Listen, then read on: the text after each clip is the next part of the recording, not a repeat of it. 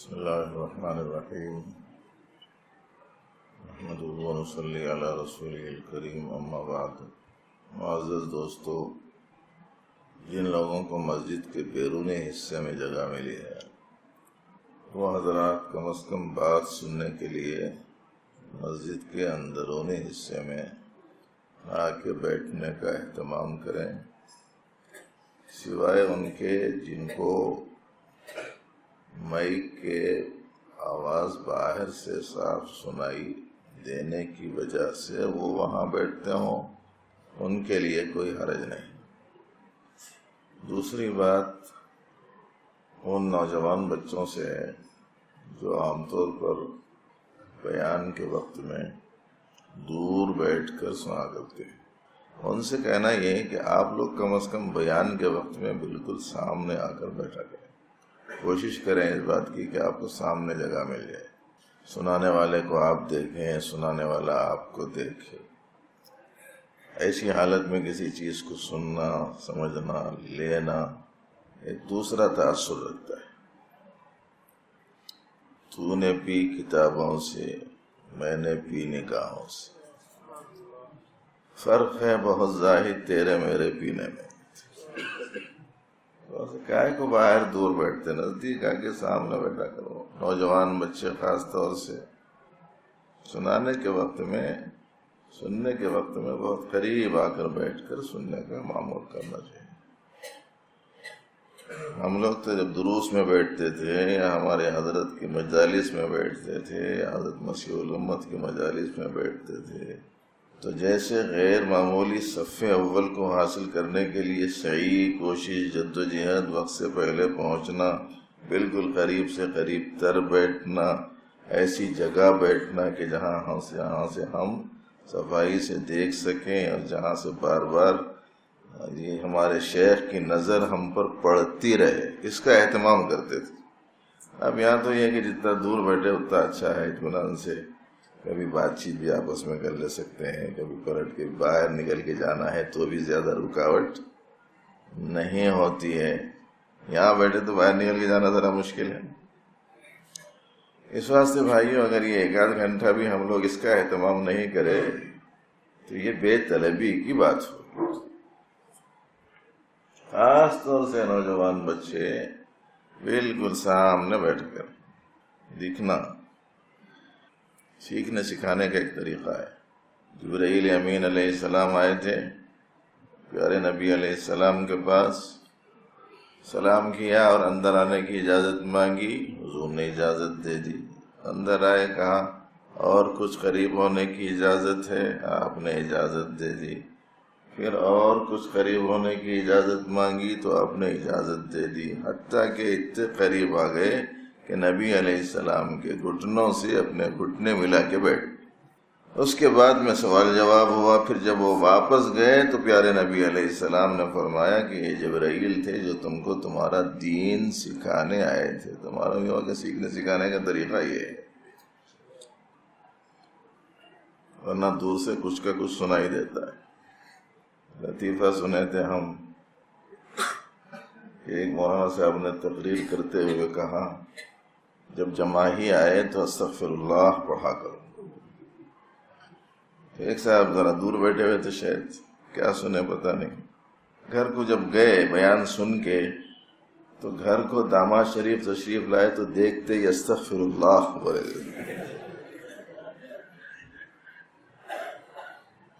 اب اس کو آ گیا غصہ، کیا سمجھ کے بولے، کیا سمجھ کے یہ لفظ نکالے، کیا قصہ ہے، آخر گھر میں لڑائی ہو گئی، جھگڑا ہو گیا۔ تو ان سے پوچھے کہیں کرے آپ ایسا تو نہیں، آج میں ہمارے مولانا صاحب کو مسجد میں تقریر کرتے ہوئے سنا کہ جماعی آئے تو استغفر اللہ پڑھنا۔ انہوں بولے جماعی آئے تو استغفر اللہ پڑھو، یہ سن رہا جماعی آئے تھے، دور بیٹھ کے سنے تو ایسا ہوتا تھا۔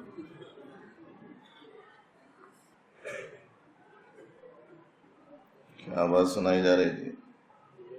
اخلاقیات کی لائن میں وہ اعمال غالباً سنائے جا رہے تھے جن اعمال کی وجہ سے آدمی کے اعمال باطل ہو جاتے ہیں، یہی سنا رہے تھے۔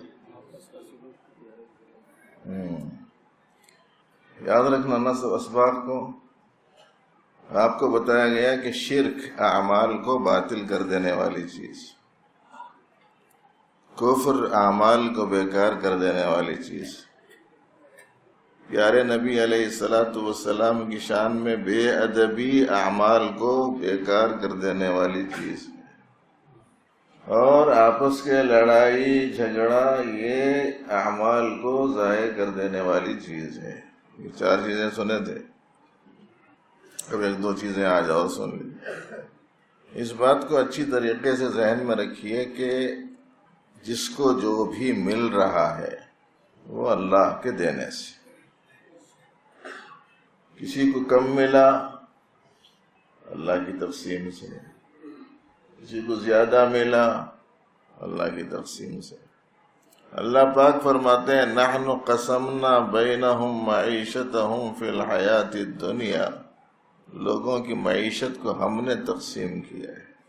اللہ یبسط الرزق لمن یشاء ویقدر، جس کے حق میں چاہتے ہیں اللہ رب العالمین جب کوئی چیز دیتے ہیں تو کشادگی سے دیتے ہیں، اور جس کو چاہتے ہیں تنگ کر دیتے ہیں. ان کی حکمت ہے، ان کی مصلحت ہے.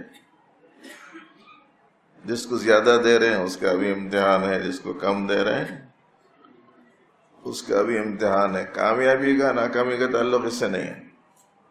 زیادہ ملنا کامیابی ہے، کم ملنا ناکامی ہے. کامیابی ناکامی کا اس سے تعلق ہی نہیں ہے. اگر ہے کسی کے دل دماغ کے کسی گوشے میں یہ بات تو اسے نکال کے پھینک دو. لکھپتی ہیں اس واسطے کامیاب ہیں، میرے پاس کچھ بھی نہیں ہے اس لیے ناکام ہوں.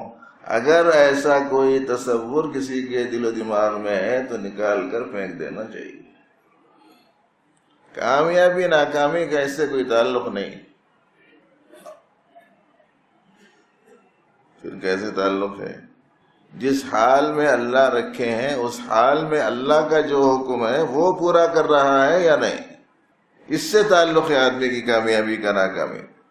اگر آدمی کے پاس میں تنگی ہے تو اس حال میں اللہ کا حکم صبر کا ہے، اور کسی کے پاس میں کشادگی ہے تو ایسی حالت میں اللہ کا حکم شکر کا ہے.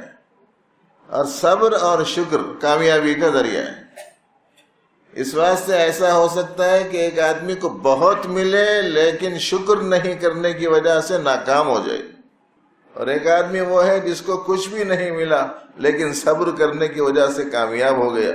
دنیا والے زیادہ سامان والے کو کامیاب سمجھتے ہیں، اللہ کے پاس میں، اللہ کے حبیب کے پاس میں یہ نظام نہیں، قرآن و سنت کی یہ تعلیم نہیں. صبح میں بھی غالباً یہ مضمون آیا تھا، اس کو آپ ذہن میں رکھنا چاہیے. یہ بہت بڑی گرہ ہے، اگر کھل جائے آدمی کو تو زندگی گزارنا آسان ہو جائے. بے حد پریشان ہیں لوگ، ان کو اتنا ملا، ان کو اتنا ملا، میں لاکھ کوشش کر رہا ہوں کچھ نہیں مل رہا. ارے ملنا نہیں ملنا اس کا تعلق ہے ہی نہیں کامیابی ناکامی سے. بیشتر صحابہ کرام کا حال کیسا تھا معلوم ہے آپ کو؟ کچھ بھی فقر فاقے کی وجہ سے بسا اوقات بے ہوش ہو کے گر جاتے تھے. لوگ یہ سمجھ کے کہ شاید کوئی جسمانی عارضہ، مرگی وغیرہ کا دورہ پڑنے کی وجہ سے یہ کیفیت ہوئی ہے، کوئی آ کے پانی چھڑکتا تھا، کوئی دوسری تدبیر کرتا تھا. صحابی خود فرماتے ہیں کہ حالانکہ مجھے کوئی دورہ وغیرہ پڑا ہوا نہیں رہتا تھا، بلکہ فاقے کی وجہ سے میری یہ حالت ہوتی تھی. مگر کامیاب کیسے تھے؟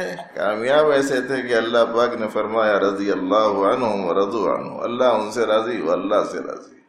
ایسے کامیاب تھے. تو یہ بات جو آپ کو سنائی جا رہی ہے کہ کسی کو کچھ ملنا، کسی کو کچھ نہیں ملنا، یہ ان کی حکمت ہے، ان کی مصلحت ہے. کسی کو زیادہ ملنا، کسی کو کم ملنا، یہ اللہ کی تقسیم ہے. اب ایسی صورت میں اگر کسی کو کم ملا ہے اور زیادہ ملے ہوئے سے حسد کرتا ہے، جلتا ہے، کوئی تدبیر کرتا ہے کہ اس کے پاس سے وہ چیز زائل ہو جائے، تو یہ ایسا قلبی عمل ہے کہ اس کی وجہ سے بھی پورے اعمال ختم ہو جاتے ہیں. ہاں اچھی طرح سمجھنا، قرآن و سنت کا علم ہے. ہم اس کو برائی نہیں سمجھ رہے. پیارے نبی علیہ الصلوۃ والسلام کا ارشاد گرامی ہے ان الحسد یأکل الحسنات کما تأکل النار الحطب. حسد نیکیوں کو ایسا کھا جاتا ہے جیسے آگ لکڑی کو کھا جاتی ہے. نیکیوں کو کھا جاتا ہے یہ عمل، اب ہے نہیں کچھ اس کے پاس. اس واسطے اس سے بچنا آسان ہو جاتا. اب تک سنائی ہوئی بات ذہن میں رہی تھی. زیادہ تر تو ایسا ہی ہوتا ہے کہ بڑے بڑے صحابہ قرن اول کے یہ فرمائے ہیں کہ جب تک تنگی تھی تو ہمارے لیے منشائے ربانی کی تکمیل سہل تھی، جب فراخی آئی تو امتحان مشکل ہو گیا. بہت ملنا بہت زیادہ خوش نصیبی کی علامت نہیں ہے. آپ کو معلوم ہے کہ جب روم و فارس فتح ہوئے اور مال غنیمت مدینہ منورہ میں بڑی مقدار میں مسجد نبوی کے سامنے ڈھیروں کی شکل میں لگا دیا گیا اور امیر المؤمنین عمر فاروق رضی اللہ تعالی عنہ کو لوگوں نے بتایا کہ مسلمان فوج کامیابی کے ساتھ واپس لوٹ آئی ہے اور بے حساب مال غنیمت ساتھ میں لائی ہے، اور اس کے ڈھیر مدینے میں کی مسجد نبوی کے سامنے لگا دیے گئے ہیں، تو وہ آئے، دیکھا، رونا شروع کر دیے. مال کی کثرت کو، فراوانی کو دیکھ کے رونا شروع کر دیے. کسی نے کہا کہ امیر المومنین یہ تو خوشی کا وقت ہے کہ مسلم فوج کامیابی کے ساتھ میں آئی اور اتنا بڑا مال غنیمت بھی لے کر آئی، آپ کے رونے کا منشا وجہ سمجھ میں نہیں آئی. تو انہوں نے ارشاد فرمایا کہ اگر اس میں خیر ہوتا تو پیارے نبی علیہ السلام کا زمانہ سب سے بہترین زمانہ تھا، ان کے زمانے میں ملنا تھا. اب یہ تو سخت امتحان کی چیز ہے. پیارے نبی علیہ السلام کے ارشادات میں یہ بات ملتی ہے کہ مجھے میری امت پر فقر کا خوف نہیں ہے، بلکہ دنیا کی کشادگی کی صورت میں مجھے اندیشہ ہے کہ کہیں ایسا نہ ہو کہ یہ فتنوں میں مبتلا ہو جائے. اب ہم لوگوں نے اس کو کامیابی کا معیار بنا کے رکھ دیا. ملے مگر محبت نہ رہے. اگر کسی کو ملے تو اس کی کم از کم محبت دل میں نہیں رہنا. صحیح استعمال کرو، خلق کی خدمت کرو، مال کو اعمال بناؤ. مال خیر بھی ہے اگر استعمال صحیح ہو جائے. اللہ نے اسے خیر سے بھی تعبیر فرمایا، وَإِنَّهُ لِحُبِّ الْخَيْرِ. مال کی محبت میں بڑا سخت. صحیح استعمال ہو جائے تو مال سے اعمال بہت بنائے جا سکتے ہیں، لیکن اگر مال کی طرف میل ہو جائے تو پھر ہماری پوری زندگی میل بن جائے. اپنا دل کا اگر میلان ہو گیا، محبت آ گئی اگر دل میں، تو کام خراب ہونا شروع ہو جاتا ہے. تو مطلق مال کی زیادتی، مال کی کمی، یہ تو ایک آزمائش ہے، امتحان ہے جس کے حق میں وہ چاہتے ہیں جیسا چاہتے ہیں. ان کی کائنات ہے، ذرہ ذرہ ان کا ہے، ان کی ایک سنت ہے، ان کی ایک حکمت ہے. اس لیے جس کو کم ملا، زیادہ ملے ہوئے سے حسد نہ کرے. حسد کرنے کا مطلب کیا ہے؟ حسد کرنے کا مطلب یہ ہوا کہ اللہ کی تقسیم پر راضی نہیں ہے. اتنا بڑا جرم ہے. اگر مل جاتا ہے تو دل میں محبت نہ رہے، مزاج ویسا بن جائے جیسے سیدنا عثمان غنی رضی اللہ عنہ کا تھا. ان کی زندگی کو دیکھ کے عام آدمی کی زندگی ان کی زندگی میں کوئی نمایاں فرق نہیں تھا، حالانکہ مال کے اعتبار سے اتنا زیادہ مال تھا کہ ان کے نام کے ساتھ میں لفظ غنی لگا دیا گیا. عثمان غنی، ایک صحابی کو کچھ ضرورت تھی، نبی علیہ السلام کے سامنے اپنی پریشانی انہوں نے ظاہر فرمائی تو فرمایا کہ عثمان کے پاس جاؤ، ہو سکتا ہے کہ اللہ تعالیٰ اس راستے سے تمہاری ضرورت پوری کر دے. وہ گئے، دروازے کے پاس پہنچے تو ذرا اندر سے ڈانٹنے کی آواز آ رہی تھی. حضرت عثمان کی ڈانٹنے کی آواز آ رہی تھی گھر والی کو. اور گھر والی بھی کون؟ لخت جگر نبی رحمت صلی اللہ علیہ وسلم کی. ان کو ڈانٹنے کی آواز آ رہی تھی. کیا ڈانٹ رہے؟ چراغ کی بتی اتنی کہہ کو بڑھا دیے.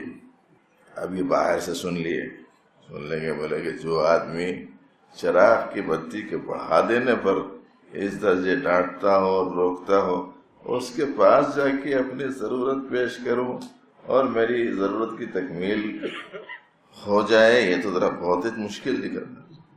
اس واسطے واپس ہو گئے، بولنے کی بھی ہمت نہیں کری۔ نبی علیہ السلام کو نظر آئے تو پوچھا کیا ہوا؟ فرمایا کہ حضرت گیا میں، ایسی صورتحال پیش آئی تو بولنے کی ہمت ہی نہیں کر سکا، چلا آیا واپس۔ فرمایا کہ نہیں تم جاؤ۔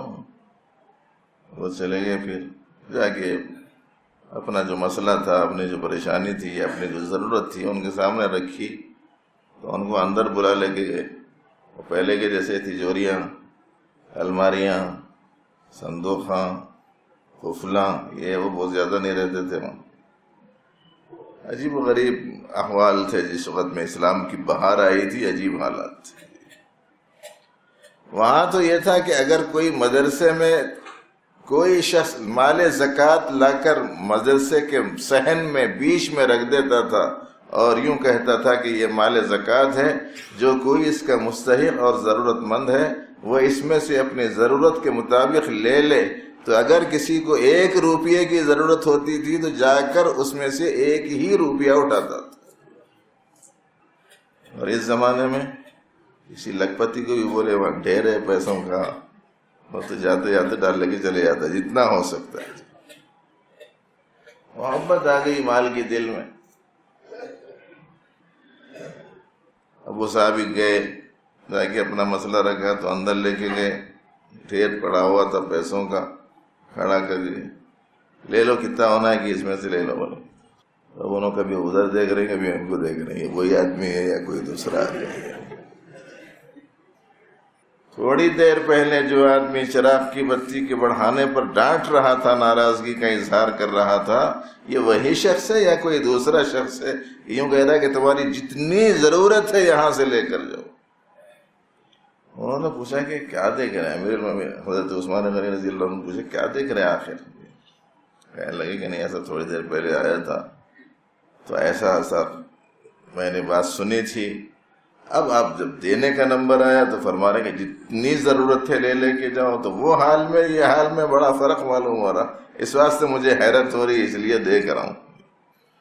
تو انہوں نے فرمایا کہ بھائی یہ تو ثواب کے کھاتے میں ہے، یہ جو تم لے جا رہے ہو یہ تو ثواب کے کھانے میں جائے گا، لیکن وہ جو گھر کی ضروریات کا مسئلہ ہے وہ کھانا حساب کا کھانا ہے۔ سمجھ میں آ رہی نزاکت کی نہیں آ رہی؟ ہمارے پیسوں کے استعمال کے سلسلے میں اس بات کو ذہن میں رکھیے کہ جب بھی ہم کسی پیسے کو استعمال کرتے ہیں یا خرچ کرتے ہیں، وہ 3 جگہوں میں سے کسی ایک جگہ، 3 خانوں میں سے کسی ایک خانے میں جاتا ہے۔ خرچ کرے سیدھا ثواب کے کھانے میں چلے جاتا، کوئی مال خرچ کرے سیدھا عذاب کے کھانے میں چلے جاتا، اور کوئی مال خرچ کرے تو سیدھا حساب کے کھانے میں چلے جاتا۔ یہ 3 خانوں میں سے کوئی ایک کھانے میں جاتا۔ اس واسطے خرچ کرنے سے پہلے دیکھو، میں خرچ کر دیا تو جائیں گا کون سے کھانے میں۔ نوجوان بچے کو پیسے مل گئے رمضان کے زمانے میں، بچے کچھ بھی لا لیتے کر لیتے، بلکہ اماں کچھ پیسے دیے، بابا کچھ پیسے دیے، نانی کچھ پیسے دیے، نانا کچھ، دادی کچھ، دادا کچھ، خالو کچھ، پھوپھا کچھ، جمع ہو جاتے پیسے بچوں کا نے۔ اب جا کے وہ پیسہ خرچ کر رہے، جا کے ننگی فلموں کی CD لے کے آئے۔ کون سے کھانے میں گیا یہ پیسہ؟ نوجوان بچوں کو اچھا سمجھنا چاہیے، ان کا ذوق جیسا ہے وہ حساب سے بول رہا ہوں میں۔ ذرا بھی کچھ بھی پیسے ملے تو سب غلط کاموں میں لگانے کے چکر میں پڑے ہوئے ہیں بس۔ اور اگر ایسا ہوا کہ آپ کو اللہ نے پیسہ دیا اور کوئی مسئلہ سامنے آئے کہ یہ یتیم بچہ ہے، اس کو کپڑے سلانا ہے، یہ بیوہ خاتون ہے، اس کے گھر میں غلہ ڈالنا ہے، یہ دینی مدرسہ ہے، اس میں کچھ خرچ کر دینا ہے، یہ مسجد بنانے کی ہے، اس میں فی الحال یہ ضرورت ہے، اس جگہ پر آپ نے پیسہ خرچ کیا تو کون سے کھانے میں گیا؟ ثواب کے کھانے میں گیا۔ اپنی ضرورتوں پر اپن خرچ کر لیے تو کون سے کھانے میں جائیں گا؟ تو آج سے پیسہ خرچ کرنے سے پہلے یہ 3 باتیں سوچ کے خرچ کرنا، کہاں جا رہا بول کے۔ بڑے مسئلے حل ہو جاتے اپنے. غیر ضروری یا ناجائز امور میں جتنا خرچہ ہو رہا نا، وہ اس کی عادت اس درجے بڑھ گئی کہ ایک بزرگ کی تقریر میں میں نے سنا کہ ان کے پاس میں آ کے ایک آدمی بولا، حضرت 1,40,000 بھی سالانہ ماہانہ بسنے ہو رہے ہیں، جتنا پیسہ آتے جا رہا اتنا خرچہ لگا لیتے جا رہے ہیں. تو بڑی سخت آزمائش ہوتی ہے، بڑا سخت امتحان ہوتا ہے مال کے سلسلے میں. اس واسطے سیدنا عمر فاروق رضی اللہ عنہ نے مال کی فراوانی دیکھے تو رونا شروع کر دیا کہ سخت آزمائش کے دن آ گئے. اور وہاں چونکہ مال کی محبت نہیں تھی، حضرات صحابہ میں تو جو آتا تھا خرچ کر دیتے تھے، بلکہ کماتے تھے کسی اچھی جگہ، نیک جگہ خرچ کرنے کے مقصد سے. مزاج ہی ان کا ایسا تھا. ایک صحابی ذرا معذور تھے، خدمت اسلام کے لیے لوگوں کے تعاون کی ضرورت تھی، اعلان کیا گیا تو ان کے پاس میں کچھ بھی نہیں تھا، سب اپنے اپنے حساب سے لے کے جا رہے تھے. ایک معذور صحابی تھے، ان کے پاس میں کچھ بھی نہیں تھا، لیکن انہوں نے چاہا کہ میرے ذریعے سے بھی کچھ تعاون ہو جائے، کچھ خدمت ہو جائے. کچھ تھا نہیں تو کیا کرنا چاہیے، سیدھا ایک باغ میں گئے. باغ والے سے بولے تمہارے درختوں کو پانی سینچتا ہوں بولی سے کھینچ کے، مجھے کچھ دے دینا مزدوری. انہوں نے کہا ٹھیک ہے. سوچ لیا کہ پہلے ہی معذور آدمی ہے، زیادہ کھینچے گا بھی نہیں. کہا کہ اچھا ٹھیک ہے. تھوڑی دیر تک وہ کھینچتے رہے. کھینچے بھی کیسے کہ ایک ہاتھ تھا دوسرا ہاتھ نہیں تھا.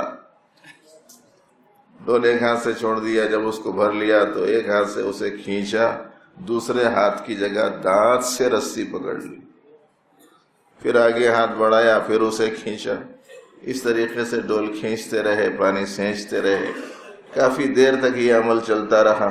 اس نے دیکھا کہ کچھ کام بہرحال انہوں نے کر لیا ہے، تو تھوڑے سے کھجور اس نے مزدوری کے طور پر دے دیے. تو بڑی عاجزی سے انکساری سے وہ لے کر نبی رحمت صلی اللہ علیہ وسلم کی خدمت میں پہنچے اور کہا کہ اے اللہ کے رسول صلی اللہ علیہ وسلم، یہ ایک حقیر سا نذرانہ اور یہ ایک حقیر سا تحفہ ہے جو میں آپ کی خدمت میں پیش کر رہا ہوں. وہاں بہت سے لوگوں کے لائے ہوئے معاونت کے اموال کے ڈھیر پڑے ہوئے تھے. آپ نے فرمایا کہ یہ کھجوروں کو یہ پورے ڈھیروں پہ تھوڑے تھوڑے ڈال دو، مجھے امید ہے کہ اس کی برکت ان سب میں آ جائے گی. محبت نہیں تھی مال کی، کماتے تھے تو کسی کار خیر میں خرچ کرنے کے مقصد سے کماتے تھے. آج کمانے کا مزاج ہے جمانے کے واسطے، اور پھر جماتے کیا کرنا، اپنے سے گنوانا. آدمی چلے جاتا پورا مال یہی رہ جاتا. اسی واسطے بولنے والے بولتے ہیں کہ کئی ایک مالدار ایسے ہوتے ہیں جن کو مالدار کہنا اتنا زیادہ موضوع نہیں ہے جتنا چوکیدار کہنا زیادہ موضوع ہے. خالی نگرانی کر رہا ہوں، نہ خود استعمال کرتا نہ ضرورتوں میں استعمال کراتا. تو مالدار ہے کہ چوکیدار ہے؟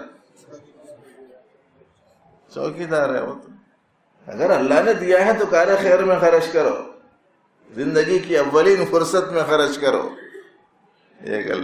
ایک نیک اللہ کا بندہ طہارت خانے کو گیا، کسی نے آواز دے دی اللہ کے واسطے کچھ دے دو، تو اندر سے ہی بول دیا کہ دے ذرا اسے 1 درہم دے دو. حکم کی تعمیل میں دے دیے، مگر باہر نکلنے کے بعد میں پوچھے گھر کے لوگ، وہاں سے کئی کو بولے ذرا نکلنے کا بھی انتظار نہیں کر سکتے تھے. کہنے لگے کہ نہیں، خیر کا خرچ کرنے کا ایک محل آیا اور میرے دل میں خیال آیا کہ تعاون کر دینا چاہیے، تو میں نے فوراً ہی آواز لگا دی، کہیں ایسا نہ ہو کہ نکلنے سے پہلے میری نیت میں خرابی آ جائے. اتنا اہتمام تو وہ لوگ کرتے تھے. تو ملنا کسی چیز کا یہ مسئلہ نہیں ہے، مسئلہ ہے اس ملنے کی حالت میں اللہ کے منشے کو پورا کرنا. کامیابی کا ناکامی کا تعلق اس سے ہے، اسے اچھا یاد رکھو. صحت، ملنا، کامیابی، مرض آنا، ناکامی ایسا نہیں ہے مسئلہ. صحت میں شکر، مرض میں صبر، یہ مسئلہ ہے. صحت میں شکر کر رہا نہیں کر رہا، اگر شکر کر رہا ہے تو کامیاب ہے، شکر نہیں کر رہا ہے تو صحت کی حالت میں ناکام ہے. اور مریض مرض کی حالت میں صبر کر رہا ہے تو مرض کی حالت میں کامیاب ہے.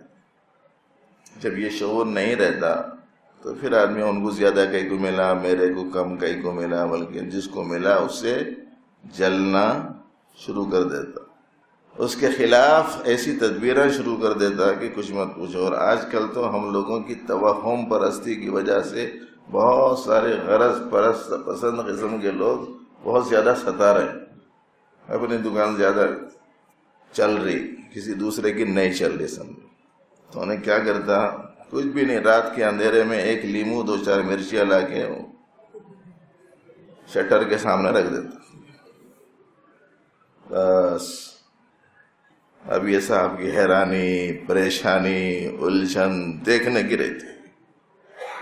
اس دن دکان کھولنا مشکل، حیدرآباد میں تو لطیفہ ہو گیا ہے، صبح ہی صبح ایک صاحب دروازہ کھولے، ایک دم سختی سے بند کر دی، گھر کے کوٹھے پر چڑھ گئے، ان کے 2-4 گھروں کے پیچھے ایک عامل صاحب رہتے تھے، ان کا نام پکارے اور زور زور سے پکارے تو وہ ایک دم نکل کے پوچھے کیا ہے، ذرا ابھی آئیے اور جلدی آئیے، کیا بلا آ گئی، کیا آفت آ گئی، کیا مصیبت آ گئی۔ وہ دیکھنے کے واسطے بیچارہ بھاگتا ہوا 1-2 گلی پار کر کے ان کے سامنے آ گیا، گھر کے آ کے بولا کہ آ گیا ہوں، کیا ہے، کیا پریشانی ہے، بولیے۔ بولے تو اس وقت میں دروازہ کھول کے بولے دیکھو یہ کیا ہے، تو کیا تھا، بولے تو ایک لیمو 2-4 مرچیاں پڑے ہوئے تھے۔ وہ صاحب ذرا ہوشیار سمجھدار قسم کے تھے، پیشہ ور نہیں تھے، 25,000 دے دو کر دیتا ہوں، علاج نہیں، سمجھدار قسم کے تھے۔ انہوں نے ذرا نظر دوڑائی ادھر اور ادھر، اور انہوں نے دور پر دیکھ لیا تو ان کو بلایا، کہا کہ دیکھو یہ ترکاری والا ہے، تمہارے گھر کی روڈ صحیح نہیں ہے، ہائی ٹیک سٹی کے ہائی ٹیک گڑے، آدمی کا صحیح جانا مشکل ہے۔ اب وہ بھنڈی ترکاری کی ادھر ہلتی ہے ادھر ہلتی ہے، ایک آدھ لیمو لڑک گیا، 2-4 مرچیاں وہاں گھر کے سامنے لڑک گئے۔ اب اس کی پریشانی دیکھنے کی،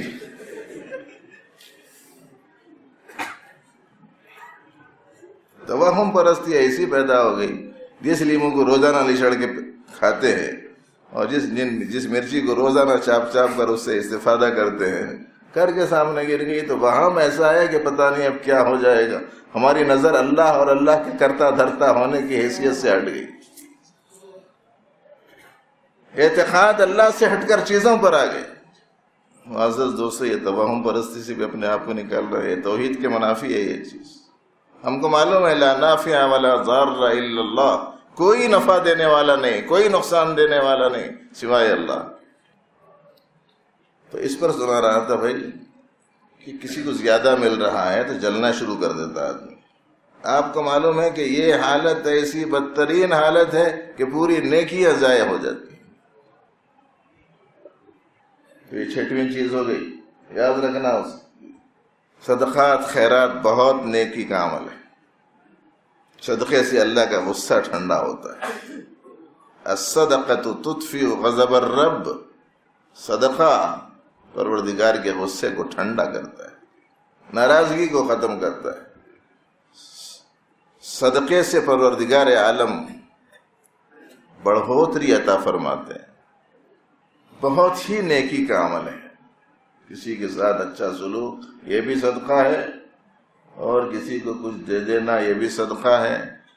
لیکن اگر یہ کار خیر انجام دینے کے بعد جس کو دیا تھا اس کو اگر تکلیف پہنچائی تو ایسی صورت میں صدقے والا عمل باطل ہو جاتا ہے، اور اگر احسان جتا دیا تو صدقے والا عمل باطل ہو جاتا ہے۔ اللہ پاک فرماتے ہیں قرآن پاک میں، یا ایھا الذین آمنوا لا تبطلوا صدقاتکم بالمن والاذی، ایمان والو اپنے صدقات کو باطل مت کر لو، احسان جتا کر یا تکلیف پہنچا کر۔ کیا کوئی کام نیکی کا لائن کا، دنیا میں اب اس کا کسی قسم کے معاوضے کا امیدوار نہ ہو، اسی کو کہتے ہیں نیکی کر دریا میں ڈال، بھول جاؤ اس کوئی دنیا میں اس کا بدلہ نہ چاہا جائے کسی قسم کا، چاہے کہ اسے یاد رکھے، اب اسے یاد دلا رہے ہیں تمہارے پاس میں کچھ بھی نہیں تھا معلوم، میں یہ دیا تھا، میں وہ دیا تھا، تم تو گرے ہوئے تھے، میں نے تم کو اٹھایا، تمہاری حالت تو ایسی تھی۔ اگر بلا ہے تو اللہ کا آدمی شکر گزار بنا ہوا رہے ہمیشہ۔ عیاض کے بارے میں مشہور ہے، بادشاہ جب بہت چاہتا تھا تو دوسرے پرانوں کو حسد ہو گیا، جلنا شروع کر دیے، اور کسی طریقے سے بادشاہ کی نگاہوں سے اس کو گرانا چاہیے بول کے کوئی اس کی غلطی تلاش کرنے میں لگے ہوئے رہے۔ کچھ بھی نہیں ملی ان کو سوائے ایک حالت کے، وہ حالت کے بارے میں بدگمانی کی جا سکتی ہے۔ وہ ایک حالت ان لوگوں کو ملی، وہ یہ کہ وہ کمرہ ہمیشہ بند رکھتا تھا، روزانہ تھوڑی دیر کے واسطے جاتا تھا، جاتے ہی اندر سے بند کر دیتا تھا، کسی کو آنے جانے نہیں دیتا تھا، اس میں باہر نکلا کہ خبر ڈال کے آ جاتا تھا، روزانہ تھوڑی دیر کے واسطے ویسا کرتا تھا۔ تو اپنی طرف سے ان لوگوں نے ایک بات کہہ دی کہ بادشاہ سلامت کے خزانے سے یہ مال نکال کے لیا کہ وہاں چھپا رہا۔ اس واسطے وہی بات بادشاہ کے سامنے کہہ دی۔ بولے کس بیس سے کہہ رہے ہیں؟ تو نہیں، کسی کو جانے دیتا نہیں، آنے دیتا نہیں، یقیناً کچھ چیز چھپا رہا ہے وہاں لے جا کے۔ بولے ایسا؟ اچھا ٹھیک ہے، جانچیں گے، پرکھیں گے، تحقیق کریں گے، تفتیش کریں گے۔ بڑے مجمع میں بلا کے بولے گا جا کے تمہارا کمرہ کھولو، اس میں جو بھی ہے لا کے یہاں ڈال۔ تو عیاض بولا کہ بادشاہ سلامت میں کو رسوا مت کیجیے۔ تو یہ جو پرانے وزیراں تھے نا، جو یہ چاہ رہے تھے کہ اس کی غلطی معلوم ہونا بول کے بغلہ بجانا شروع کرے کرتے، اب کھلتی اس کی حقیقت۔ کہا کہ نہیں، رسوا کرنے کا کوئی مسئلہ نہیں ہے، جانا جو بھی ہے کمرے میں سے لے کے آنا، جاؤ تم بھی جاؤ ساتھ میں، پھل کھولو، جو بھی ہے لے کے آؤ۔ کچھ بھی نہیں تھا کہتے، وہ کمرے میں خالی ایک صندوق تھا، بس ایک صندوق تھا، وہ قد آدم آئینہ، دیوار میں قد آدم آئینہ تھا، تو وہ صندوق ہی تھا، تو صندوق لے کے گئے، وہ بھی بند تھا، لے کے سامنے رکھ دیا۔ بولے کھولو اسے، شرمندہ مت کیجیے بادشاہ سلامت۔ نہیں کھولنا ہی پڑے گا تمہارے، کھولے۔ بولے نکالو اس میں کیا کیا ہے؟ بولے تو آندھا اس کو الٹ دیے، تو پرانا جوڑا تھا اور کچھ بھی نہیں تھا اس میں۔ بولے ایسا کیوں کرتے پھر؟ پرانا جوڑا ہے کہ وہ بھی تو اس کی اتنی حفاظت کا ہے کہ اور اس میں کسی کو آنے دیتے نہیں، جانے دیتے نہیں، روزانہ جا کے دروازہ بند کر کے کرتے کیا ہے آخر تم؟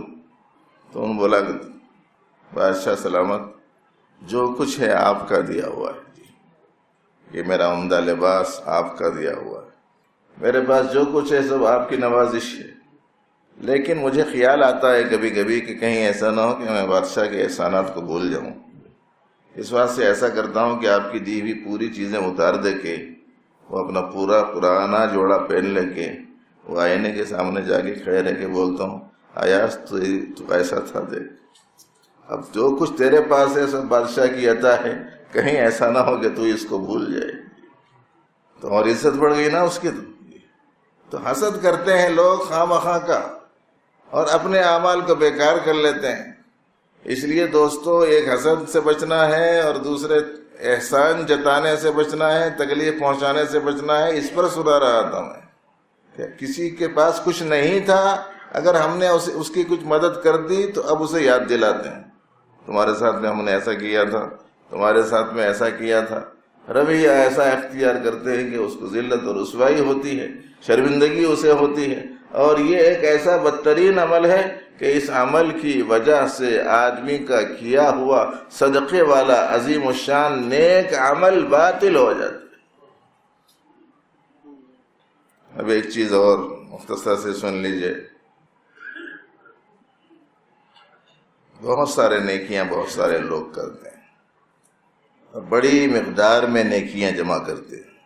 اب وہ بڑی مقدار میں نیکیوں کو جمع کرنے کے ساتھ ساتھ بڑی مقدار میں لوگوں کے حقوق بھی پامال کرتے ہیں۔ ادھر نیکی بھی چل رہی۔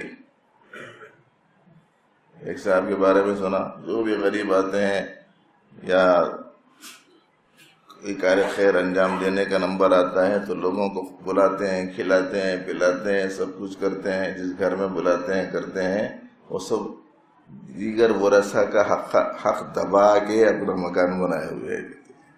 تو کتنا حق دبا رکھا ہے دوسروں کا۔ اب ایسی صورت میں نیکیاں کی تو اب یہ نیکیاں لے کر کل قیامت کے دن جائے گا تو جن جن لوگوں کے حقوق دبائے گئے تھے وہ لوگ آگے کھڑے ہو جائیں گے کہ ہمارا حق دلوا دو. اب وہاں حق دلانے کے بعد سے نہ پلاٹ رہتا، نہ مکان رہتا، نہ بینک بیلنس رہتا، نہ ATM کارڈ، کچھ بھی نہیں رہتا نا. اب وہاں کیا دیں گے؟ ظاہر ہے کہ اعمال کو، نیکیوں کو دینا پڑے گا. اس کا حق دبایا تھا، اس کے نیکیوں میں سے لے کے اس کو دے دیے، اس کے نیکیوں میں اپنے لے کے، اس کی نیکیوں میں سے لے کے اس کو دے دیے. دیتے دیتے دیتے حق والوں کے حقوق ادا کرتے رہیں گے، باقی حق والے بچے ہی رہیں گے، سرمایہ ختم ہو جائے گا. تب ان کا مسئلہ کیسا حل کریں گے؟ تو ان کی نیکیاں ان کی برائیاں اس کے اوپر ڈال دیں گے. تو نیکیاں تو کیا لیکن اس کے لیے کارآمد نہیں رہے. تو یہ 6-7 چیزیں ہو گئی، آپ اسے ذہن میں رکھیں. شرک کرنا، کفر کرنا، نبی علیہ السلام کے ساتھ بے ادبی کرنا، اللہ رسول کی اطاعت سے انحراف کرنا. اطیعوا اللہ واطیعوا الرسول ولا تبطلوا اعمالکم، اللہ رسول کی اطاعت کرو، اپنے اعمال بیکار مت بنا لو.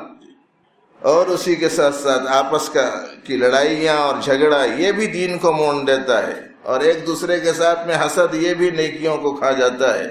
اور صدقہ کرنے کے بعد میں احسان کا جتانا اور تکلیف کا پہنچانا، یہ بھی صدقے والے عمل کو بیکار کر دیتا ہے. اور اگر یہ اعمال نہیں کیے، دوسرے قسم کے لوگوں کے حقوق اگر دبائے ہیں، تو ہمارے پاس میں جو نیکیاں ہیں وہ نیکیاں کل قیامت کے دن دوسروں کے حوالے ہو جائیں گی، اپنے واسطے کارآمد نہیں رہیں گے. اس لیے ان تمام برائیوں سے اپنے آپ کو بچانے کا اہتمام کرنا چاہیے. اخلاقیات کی لائن میں یہ حسد سے بچنا بہت اہم ترین عمل ہے. لڑائیوں، جھگڑوں، بغض و عناد سے بچنا بہت اہم ترین عمل ہے. اخلاقیات کی لائن میں احسان جتانے سے اپنے آپ کو بچانا بہت عظیم ترین عمل ہے. اور اخلاقیات کی لائن میں کفر سے، شرک سے اپنے آپ کو بچانا تو سب سے اہم ترین عمل ہے. اور نبی رحمت صلی اللہ علیہ وسلم کے ساتھ بے ادبی سے اپنے آپ کو بچانا اور پورے احترام کا لحاظ رکھنا اخلاقیات کا بہت بڑا حصہ ہے. اور باقی باتیں انشاءاللہ العزیز پھر حسب موقع آپ کے سامنے رکھی جائیں گی. تعالی جل شانہ صحیح علم و عمل کی ہم سب کو توفیق عطا فرمائے. اللہم ربنا لک الحمد کلہ ولک الشکر کلہ. ربنا آتنا فی الدنیا حسنہ وفی الآخرۃ حسنۃ وقنا عذاب النار وادخلنا الجنة مع الابرار یا عزیز یا غفار یا رب العالمین. وصلی وسلم وبارک علی سید المرسلین والحمد للہ رب العالمین.